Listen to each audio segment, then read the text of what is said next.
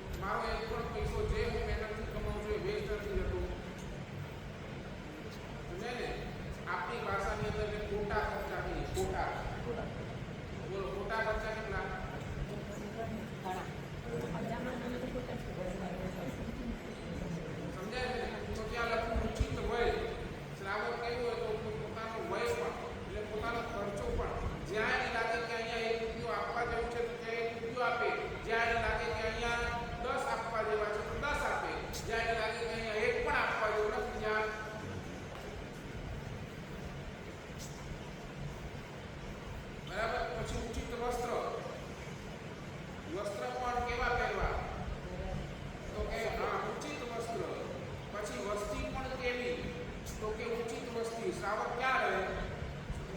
જ્યાં નિરાસન બાજુમાં હોય, જ્યાં ઉપાસને બાજુમાં હોય એવા સ્થાનોની અંદર શ્રાવક રહે. કારણ કે દેરાસર બાજુમાં હશે તો ધર્મના સંસ્કાર ક્યાં રહેશે? દર્શન, પરમાત્માના દર્શન, પૂજન વગેરે દરરોજ થતા હશે. અને ઉપાસને બાજુમાં હશે તો શું થશે? જીનવાણી શ્રવણનો લાભ મળશે. જીનવાણી શ્રવણ સાથે સાથે સાધુ સાધુ ભગવંતોનું સુપાત્રનો પણ લાભ. એટલે આ બધી જ બાબતમાં ત્યાં શાસ્ત્રકાર કહે છે કે તમે બધે ઠેકાણે ઉચિત સાચવવું. બરાબર. ઋષભદેવ દાદા દીક્ષાના પૂર્વે ત્યારે તો યુગલિકોનું કાળ પણ ધીરે ધીરે યુગલિક કલ્પવૃક્ષશીલ થયા એટલે લોકોને ખાવા વગેરેના પણ. અને ત્યારે ઋષભદેવ ભગવાને શું કર્યું? ત્યાં એક ઔચિત્ય કર્યું. સ્ત્રીઓની કેટલી કળા? 64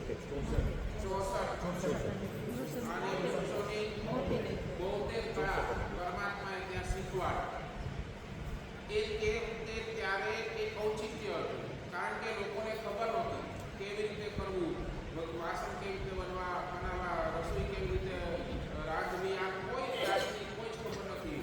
એટલે એ બધું જ શીખવ્યું, પરમાત્માએ શીખવ્યું. ત્યારે એ ઔચિત્ય. તમારા દુકાનની અંદર પણ નવો છોકરો આવે કે મને કોઈ એક્સપિરિયન્સ નથી, તો તમારે શું કરવું પડે? ટ્રેનિંગ આપવી પડે ને. તમે એને સીધો કહી રહ્યા તારે એક્સપિરિયન્સ 4 ટકા અહીંયા, તારે અહીંયા નોંધ્યું નથી એવું કહો નહીં ને. એટલે એને કહો ને ભાઈ ઠીક છે, ચાલ તારે આટલો પગાર આપીશ, તું આવ શીખ અને જામે તો કરજે. બરાબર ને? તો આ શું થયું? તમારું બોલો. નેમનાથ ભગવાન. નેમનાથ ભગવાને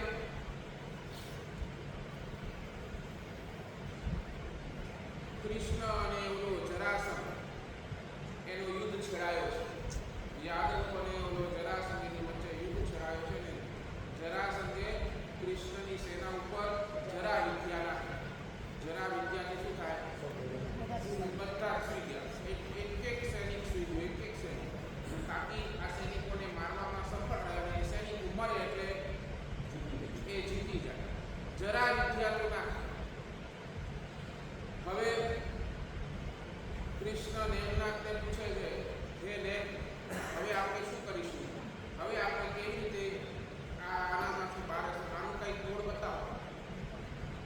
ત્યારે નેમકુમારે શું કહ્યું કે જો કૃષ્ણ એક કામ કર, પાર્શ્વનાથ ભગવાનનું અનુસરણ કર અને પાતાળની અંદર એ પદ્માવતી માં છે એમની પાસે પૂર્વના 24ની અંદર 9મા તીર્થંકર દામોદર થયા ને ત્યારની એ દામોદર તીર્થંકરના સમયની અંદર આષાઢી શ્રાવકે ભરાવેલી પ્રતિમા જે છે એ પદ્માવતી પાસેથી મેળવ અને એનું અભિષેક કર અને એના અભિષેકનું જળ આ તું આના ઉપર તારી શૈલી ઉપર છાડ એટલે એનાથી આ જરા વિદ્યા નષ્ટ થશે. બરાબર ને? હવે નેમનાથ ભગવાન પણ પોતે તો તીર્થંકર હતા. રાઈટ છે ને? હજી તો પાર્શ્વનાથ ભગવાન તો હજી નેમનાથ પછી આવવાના હતા ને. નેમનાથ તો ત્યાં હાજરા હજુ તીર્થંકર હતા. ખાલી કૃષ્ણ નેમનાથ ભગવાનનો પણ જળનો પગનો અભિષેક કરી અને છાટર તો પણ એ જ પ્રભાવ થાય. એ જ પ્રભાવ કાંતિભાઈ જે પાર્શ્વનાથ ભગવાનનો અભિષેકનો પ્રભાવ થાય એ એમનો ખાલી પગનો અભિષેક કરી લે ને. કૃષ્ણ ખાલી પગનો અભિષેક કરી લે ને ત્યાં જ ને ત્યાં એ જરા વિદ્યા નાબૂદ થઈ શકે. પણ જો આ નેમનાથ ભગવાન એ તીર્થંકરનું પણ એક ઔચિત્ય, પોતાનું ગૌરવ પોતાના મુખે નહીં કરે.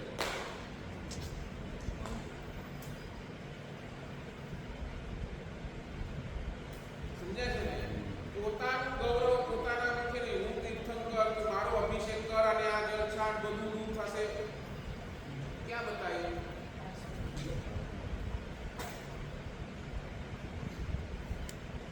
આ ઔચિત્ય.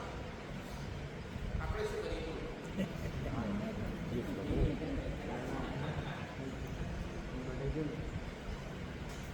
આપણે આપણું ઔચિત્ય કેટલું ગાઈએ? આપણો પ્રભાવ કેટલો ગાઈએ? બોલો.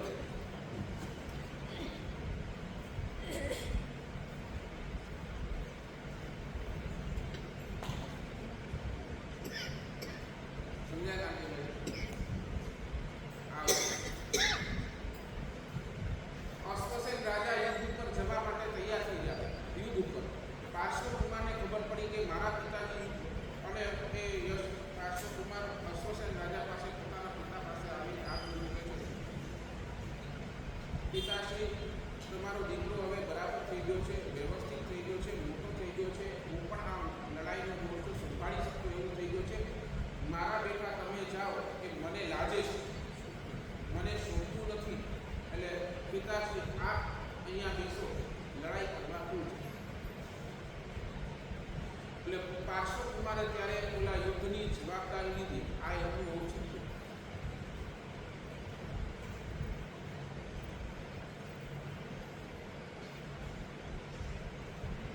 સમજ્યા છે? પરમાત્મા મહાવીર ગર્ભકાળની અંદર પોતાના ગર્ભની દશાની અંદર લીધેલો અભિગ્રહ, બોલો ને, જ્યાં સુધી માતા પિતા જીવતા છે ત્યાં સુધી એ માતા પિતાનું એ વખતે કરેલું ઔચિત્ય. કારણ કે મારી માં આટલા રાગથી જો આટલા મારા ઉપર તો જન્મ્યો નથી ને એટલા સ્નેહથી પણ જો એ દુઃખી થઈ જતી તો મારી દીક્ષા લઈશ તો મારી માનું હાલત શું થશે એ વિચારી, એ અવધિ જ્ઞાનમાં જોઈ, એ ઔચિત્ય એ પરમાત્માએ ત્યારે લીધું. અને પરમાત્મા મહાવીરનું કેવું 28 વર્ષની ઉંમરે ભગવાનના માતા પિતા છે બિસ્લા રાણી, સિદ્ધાર્થ રાજા વિદાય બરાબર કાળ ધર્મકાળ. અને એ વખતે નંદીવર્ધન પોતે મહાવીર વર્ધમાન નંદીવર્ધન પાસે જાય છે કે હવે મારો અભિગ્રહ પૂરો થયો છે અને હવે મારે દીક્ષા લેવી છે, બરાબર ને? ત્યારે નંદીવર્ધન શું કહે છે કે ભાઈ હમણાં તો માતા પિતાનો આધાર એના ઉપર તું પણ મને હવે જવાની વાત કરે તો મારે તો કેટલું આધાર છે મને. એક કામ કર, તું હજી 2 વર્ષ સંસારની અંદર રહી જા, તું રાજપાટ સંભાળ, તું ગાદી સંભાળ, મને કાંઈ તું બેસ, બરાબર ને? ત્યારે પરમાત્મા મહાવીરે એ વર્ધમાન કુમારે શું કીધું કે આપ વડીલ છો, આપ મારા મોટા ભાઈ છો અને આપ મોટા ભાઈ હાજર હોય અને એના ઠેકાણે હું ગાદીએ બેસું એ બિલકુલ પણ વડીલની હાજરી બેઠી હોય અને હું આ સત્તા સંભાળું એ તો લોકની અંદર હું હાસી પાત્ર બનું, આ મારું ઔચિત્ય નથી. વડીલ આપ છો એટલે ગાદી ઉપર તો આ શું હતું?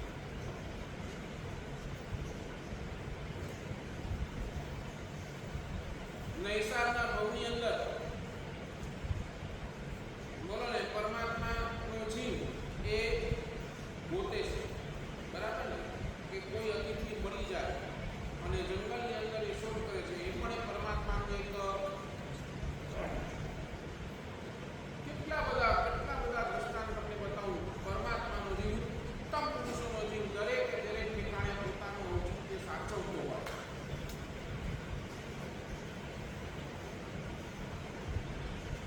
અને આપણે બધે ઠેકાણે આપણા ઔચિત્યના ઠેકાણા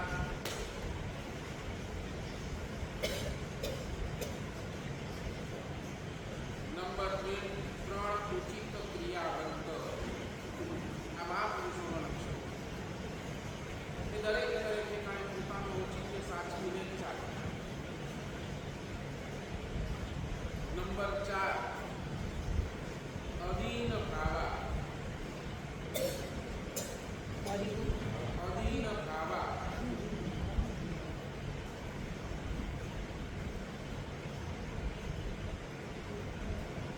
ઉત્તમ પુરુષો જે હોય તે ક્યારે પણ છે દીનતા કે લાચારીનો અનુભવ કરે જ નહીં.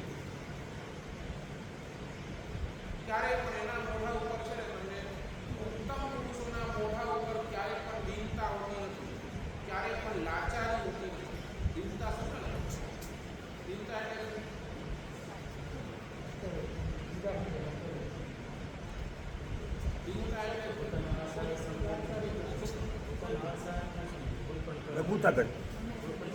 લઘુતા ગ્રંથિ.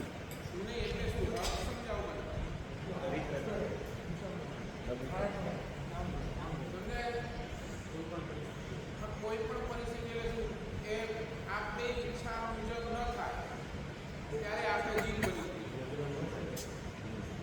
આપણા મનની ઈચ્છા મુજબ ન થાય ત્યારે આપણે શું આપણે જે વિચાર્યું આપણે કોઈ કાર્ય માટે જે વિચાર્યું એ કાર્ય એ પ્રમાણે ન થાય તરત આપણે જીત બની જઈએ. હવે કોઠી દઉં, હવે પાપી કહી દઉં, હવે શું થશે, હવે આને કેવી રીતે પહોંચી વળશું, આ શું છે? એક પ્રકારની દીનતા, એક પ્રકારની લાચારી. આપણે 24 કલાક આ લાચારી વર્તા, કારણ કે આપણે મનની જે વિચારેલું હોય, મનની અંદર જે કલ્પેલું હોય, મનની અંદર, બરાબર ને? બરાબર. તમે કચ્છની ટિકિટ લઈને કાઢી લો અને હવે કચ્છની અંદર આવી પરિસ્થિતિ આવી.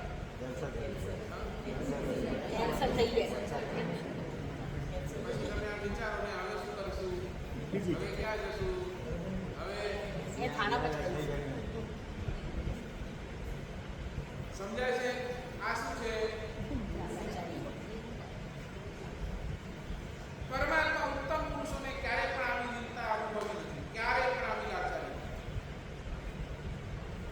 ઋષભે ભગવાન દીક્ષા લીધી અને બાદ દીક્ષા લીધા બાદ બીજા દિવસે દીક્ષા ભ્રમણ માટે નીકળ્યા. દીક્ષા માટે પોતાનો સમય નીકળ્યા છે અને બધા ઠેકાણે જાય છે, ત્યાં પણ એમને ભિક્ષાનો યોગ થતો. બરાબર. કોઈ સોનું આપે, કોઈ સૂકો આપે, કોઈ પોતાની સંપત્તિ આપે, કોઈ પોતાની દીકરી આપે, પણ જે જોઈએ. અને એવું એક દિવસ નહીં, 2 દિવસ નહીં, 3 દિવસ. સાચું બોલો, તમારા દુકાને કેટલા દિવસ ગ્રાહક ના આવે તો તમે આનંદ? એક દિવસનો ઓછા આવે તો આપણને એક દિવસ ધંધો અડધો થાય તો માણસ ટેન્શન આ તૈયારી. અને ઋષભે ભગવાન રોજ નીકળ્યા છે, રોજ ગોત્રીમાં. ત્યારે ક્યારે પણ એમના મનની અંદર એવું આ બધાને મેં શીખવાડ્યું. એક પણ વખત એમના મનની અંદર એવું ભાવ નથી આ બધાને મેં શીખવાડ્યું. રસોઈ કેમ બનાવવી, કેમ ખાવું, કેમ પીવું, શું કરવું, આ બધું કોણે શીખવાડ્યું છે? મેં પોતે શીખવાડ્યું. હવે મને પોતાને આ લોકો એક દિવસ પણ આવો વિચાર ભગવાને કર્યો નથી. જે સમય ગોચરી સમયની અંદર જે એમની મનની પ્રસન્નતા હોય ને, જે મનની પ્રસન્નતા સાથે ગોચર નીકળે અને નથી મળતી તો એ જ મનની પ્રસન્નતા સાથે પાછા આવે છે. એ જ મનની પ્રસન્નતા.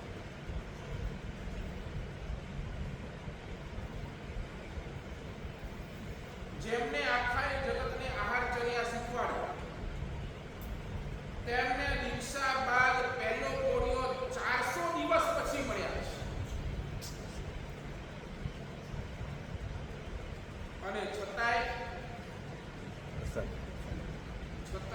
એક પણ પર્સન્ટની લાચારી એમના ઉપર નથી.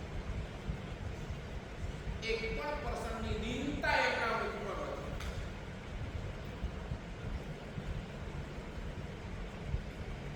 શું લાગે છે? આપણું કોઈ નિર્ધારેલું કાર્ય સમયસર ન થાય, શું કાંતિભાઈ? સમયસર ન થાય તો શું કરો? ટેન્શન લઈ લે, ટેન્શનમાં ડિપ્રેશનમાં ધારેલું પેમેન્ટ ટાઈમ પર ન મળે,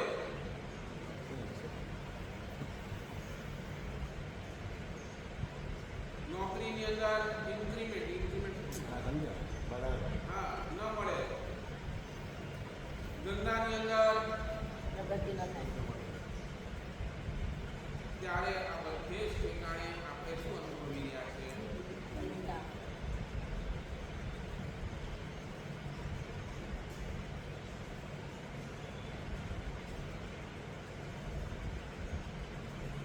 પરમાત્મા આવીને જોયું બોલો ગોશાળો.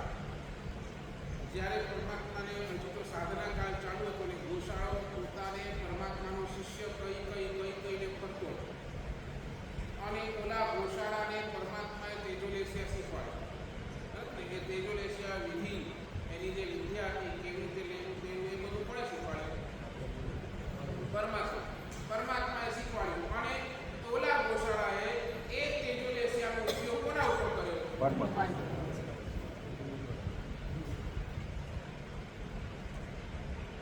સાચું બોલો. એ વખતે પરમાત્મા એમ બોલ્યા કે આનું મેં શીખવાડ્યું, તું મારા જ ઉપર ઉપયોગ કરે છે. ક્યાંય દીનતા.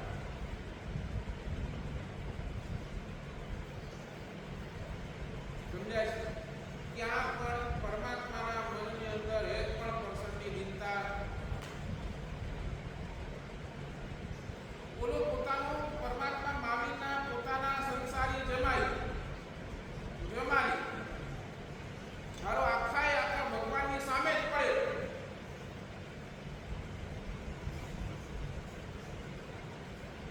છતાંય ક્યાં પણ દીનતા હર વખતે પોતાનો દીકરો છે ને પોતાનો દીકરો પણ ઓછું સાચવે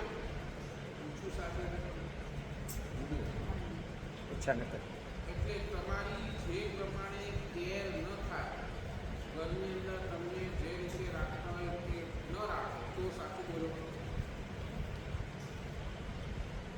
સાચું બોલો. ઘરની અંદર શું થાય?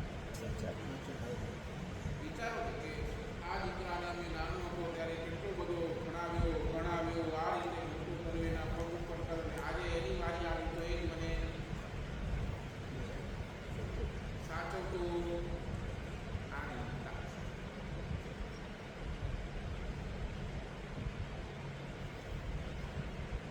બિઝનેસની અંદર કારણ કે ભાઈ તમે કોઈને છે ને કોઈને એકથી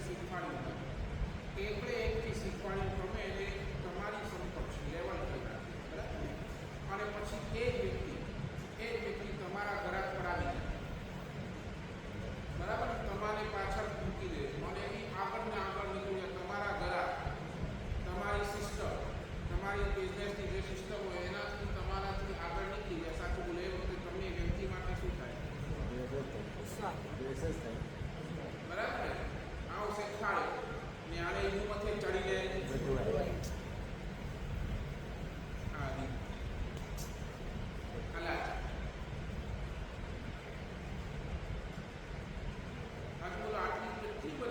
કેટલા એક્ઝામ્પલ આપણે દબીએ ને પોતે આપણે લાચાર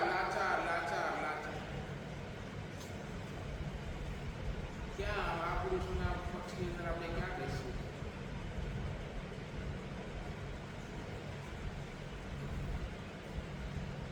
સાધક પુરુષો શાસ્ત્રકાર લખે છે. સાધક પુરુષો આ આજના પ્રવચનનું પ્રીમ કોટેશન તમને લખવું તો લખી લો. સાધક પુરુષો માટે સંકટનો સમય છે ને સાચું બોલો. તમને તમારા જીવનની અંદર જ્યારે પણ સંકટનો સમય આવે એ સમયની અંદર તમારું કર્મ બંધ થાય કે ન?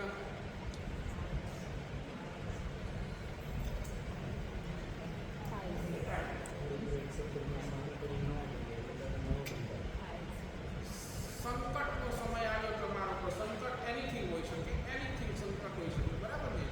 તમારો દીકરો તમને ગાળ આપી એ સંકટનો સમય. હવે એ સમયની અંદર તમારું કર્મ બંધ થાય કે ન થાય? બરાબર ને. ત્યાં શાસ્ત્રકાર લખે કે સાધક પુરુષો એમના માટે સંકટનો સમય એ કર્મબંધનો સમય નથી. ત્યારે એમના જીવનની અંદર કર્મબંધ ન થાય તો શું થાય? તો શું એ શું માને?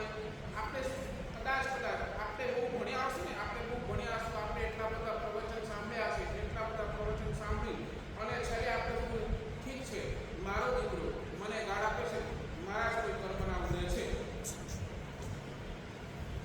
સમજ્યા છે ને. એ વાત માની આપણે શું કરીએ? આપણે એક્સેપ્ટ કરી લઈએ. આપણે એક સાથે શું કરીએ કે આપણા મનને એક વખત શું કરીએ? મનાવી લઈએ. ઠીક છે. વિપરીત પરિસ્થિતિ આવી છે, મને તાવ આવ્યો છે અથવા તો મને શરીરની અંદર કોઈ રોગ આવ્યો છે, ત્યારે હું શું વિચારું કે ભાઈ આ સમયની અંદર ખરાબ સમય છે, એની અંદર કર્મબંધ ન થાય તો સારું.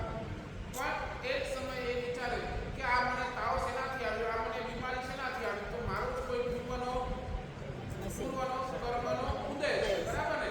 આપણે એટલું વિચારીને એને પૂરું કરીએ. પણ સાધક પુરુષો એનાથી હજી એક સ્ટેપ આગળ વધે.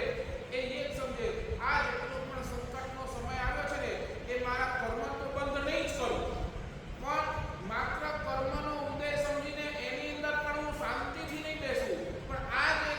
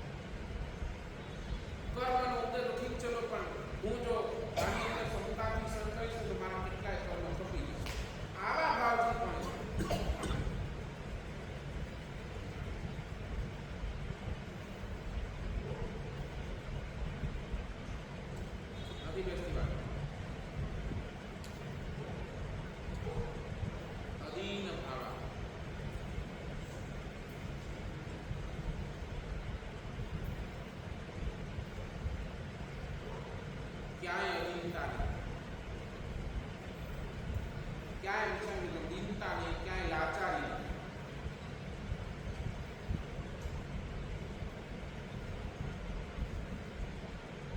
નંબર 4 અધીન થવા.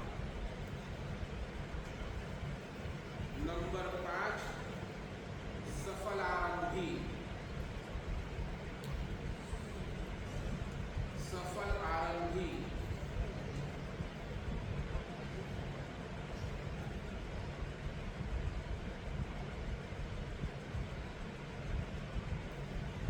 મહાપુરુષો જે કાર્ય હાથમાં કરે તે લગભગ પૂર્ણ થાય અને થાય.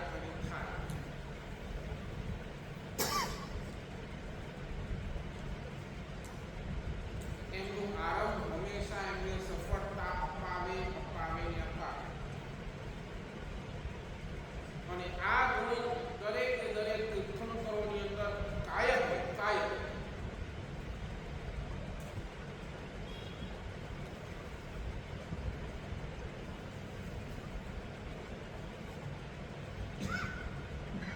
અધ્યાત્મસારની અંદર મોહપાદે યશોવિજયજી મહારાજે લખે છે, જીવ ભવાભિનંદી હોય ને, ભવાભિનંદી એટલે ખબર જે હજી પણ સંસારની અંદર રખડવા વાળો છે, હજી પણ એને ઘણો સંસાર બાકી છે, હજી પણ એના સંસારના ચક્રો ઘણા બાકી છે, એવા જીવના આ ભવાભિનંદી જીવના બે લક્ષણ સમજી લે.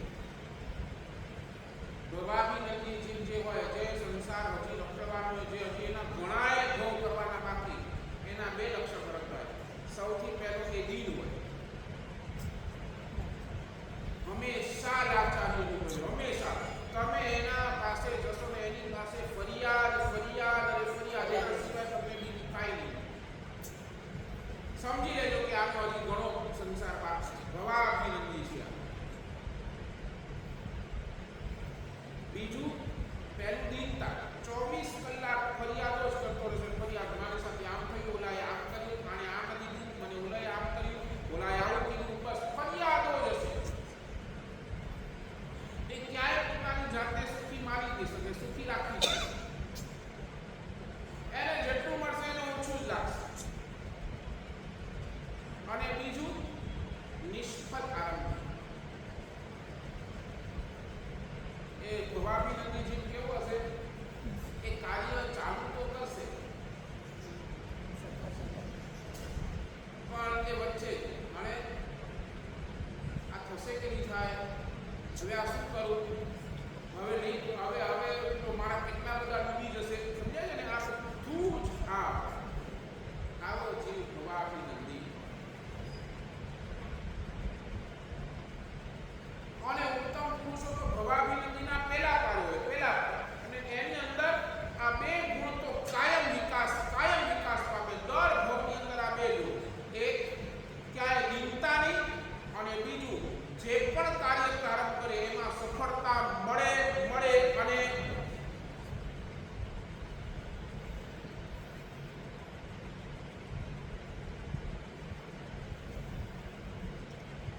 કેટલાક લોકો એવા હોય ને કે દરેક કાર્યમાં કૂદી પડે, ખાલી પ્રારંભ કરી દે. એને કહેવાય સકલ આરંભ. ના એ થઈ ગયું, આ થઈ ગયું, થઈ ગયું, ચિંતા ના થઈ ગયું, પછી થઈએ તો વાટ જ દે રહ્યો.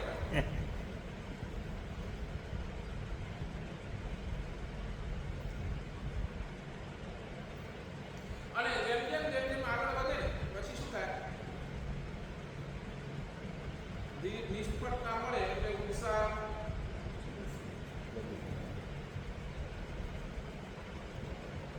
તીર્થંકર પરમાત્મા ઉત્તમ પુરુષો કેમ એમને સફળ આવ્યો?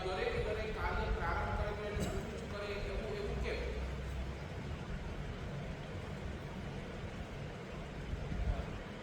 એવા કયા કારણે? મહાપુરુષો આ કાર્ય ચાલુ કર્યું થાય એવું કેમ?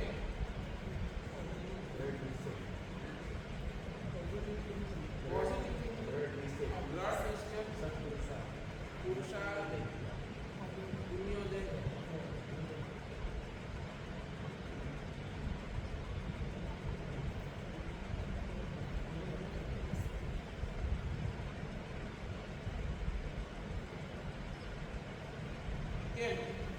ચાલો મહાપુરુષોને જવા દો. આપણે જેટલા કાર્યો કરવાના એ બધા સફળ થાય કેમ? હા, એટલે શું સમજી વિચારને કરવાનું બોલો? હા, બસ બસ એ હું કહું છું કે આ ગુણ છે ને બહુ ઘણું બધું સૂચવે છે. જીવ જ્યારે પણ કાર્યનો આરંભ કરે ને જ્યારે પણ કાર્ય ત્યારે એક વખત તો પોતાની શક્તિ વિચારવી. હું જે આ કરી રહ્યો છું એ મારી શક્તિની અને મારી ગજાની વાત છે કે નહીં, અને સાથે સાથે મારી શક્તિ કેટલી, મારી નબળાઈ કેટલી, આ બે વિચાર. અને આ બે વિચાર્યા પછી એ કાર્યની અંદર પડે. સમજાય છે ને? વગર વિચારે, પોતાની શક્તિનો વિચાર કર્યા વગર, પોતાની નબળાઈઓનો વિચાર કરે. બરાબર ને? આપણે આપણા પ્લસ પોઈન્ટ પણ જોવા પડે, આપણે આપણા માઇનસ પોઈન્ટને પણ આંખની સામે રાખવી પડે, પોતાની સ્ટ્રેન્થ શું છે એ પણ રાખવી પડે, મારી વીકનેસ ક્યાં છે એ પણ આપણને બેવને ચકાસી અને પછી જે તમે કાર્યનો આરંભ કરો એ નિશ્ચિત સફળ જ થાય. એનો પાયો મજબૂત પડી ગયો છે. આપણે શું કરીએ?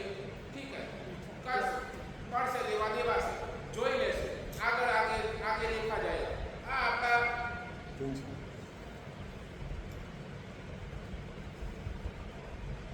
સફળ આરંભી બનવું હોય તો શાસ્ત્રકાર એટલું કહે છે કે પોતાની પહોંચનો વિચાર કરીને જ પ્રવૃત્તિ હાથમાં પકડાય.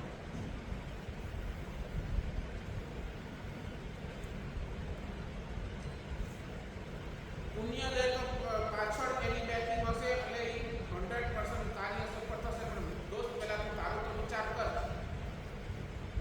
હું ક્યાં નબળો છું, મારે ક્યાં વધારે નબળો પડ્યો એટલે ક્યાં, એટલે મારે અહીંયા વધારે મહેનત કરવાની જરૂર છે. મારા પ્લસ પોઈન્ટ ઉપર હું ઓછું મહેનત કરીશ તો ચાલશે, પણ જે મારો નબળો પોઈન્ટ છે ત્યાં મારે વધારે મહેનત કરવી પડશે, તો આ કાર્ય હંમેશા પાર થઈ જશે.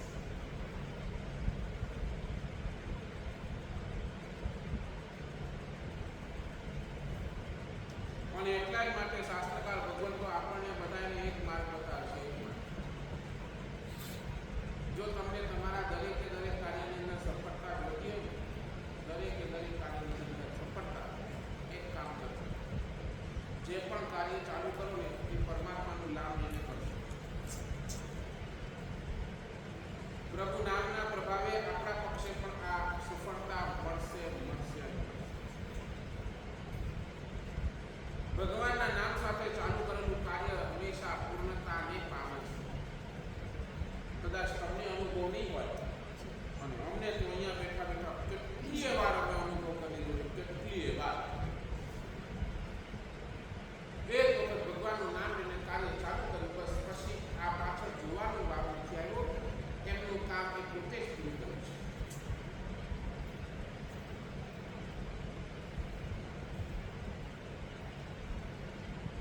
સફળ આરંભી.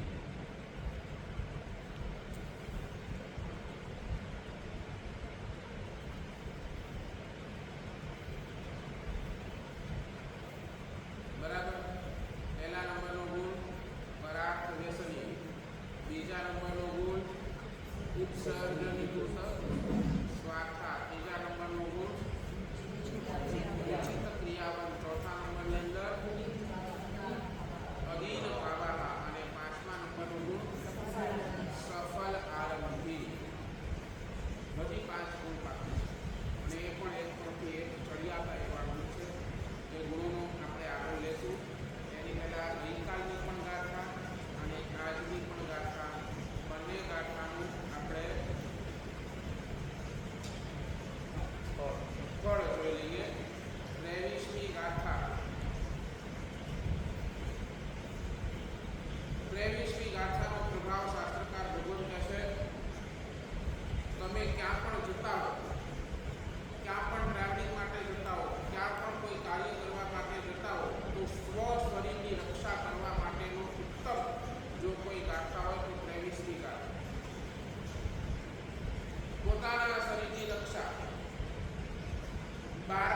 પણ પરિબળથી પોતાના શરીરની રક્ષા, વાહન વગેરે એના કારણે જે આજકાલ એક્સિડન્ટોના ને આને આ બધા ભયો રહેતા હોય એના અંદર પણ પોતાના શરીરની રક્ષા, કોઈ પણ એવા એપિડેમિક આવે, સમજાય ને, કોઈ પણ એવી બીમારી આવે એની અંદર પણ સ્વ શરીરની રક્ષા માટે આ 23મી ગાથાનો પાઠ, મંત્ર, વિધિ એનો વારંવાર જાપ કરવાથી આ સ્વ શરીરની રક્ષા એ શ્રેષ્ઠ થાય છે.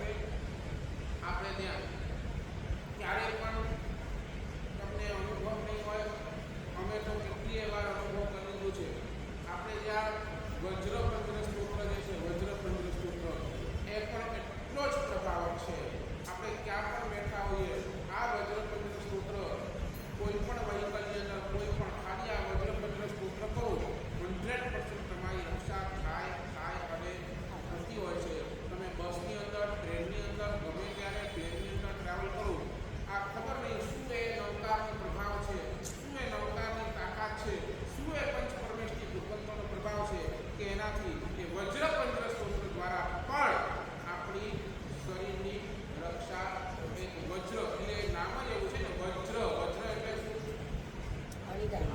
હા, એટલે લોખંડ, એટલો જોરદાર લોખંડ, એટલે લોખંડ કરતાં પણ બહુ ચડિયાતું એ વજ્ર, જેને તોડવું અશક્ય છે, એના માટે એ વજ્રપંજ્ર સ્તોત્ર એ પંચપરમેષ્ઠી ભગવંતોના આધારે આખું એ વજ્રપંજ્ર સ્તોત્ર એનું પાઠ, એના જે પણ મુદ્રાઓ છે એ મુદ્રાઓ તમે કરો અને તમે કોઈ પણ કાર્ય એટલે કોઈ પણ ત્યાં જાઓ તો એ 100% તમારી રક્ષા કરે અને એના ઉપરથી આ 23મી ગાથા, એનો મંત્ર, એનો વિધિ એ બેવ પણ એટલા જ પ્રભાવક છે.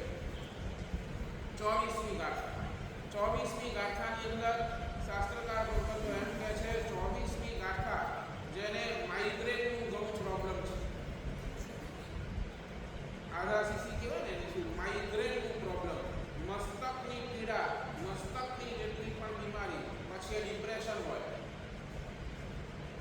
પછી તમારી શું કહેવાય આધાશીસી જે માઇગ્રેન, પછી ડિપ્રેશન, પછી હજી શું આવે આની અંદર માઇન્ડની અંદર બ્રેન સ્ટ્રોક વગેરેની જેટલી પણ બીમારીઓ છે એની પણ આ 24મી ગાથા, એનો પાઠ, એનો રુદ્ધિ મંત્રનો પાઠ, એનાથી તમારે મસ્તકની સંબંધી બધી જ બીમારીઓ, ડિપ્રેશન જેવા ડિપ્રેશન, આ 24મી ગાથા, કેટલાય લોકોને આ 24મી ગાથાનો પાઠ, 24મી ગાથાનો અભિમંત્રિત જળ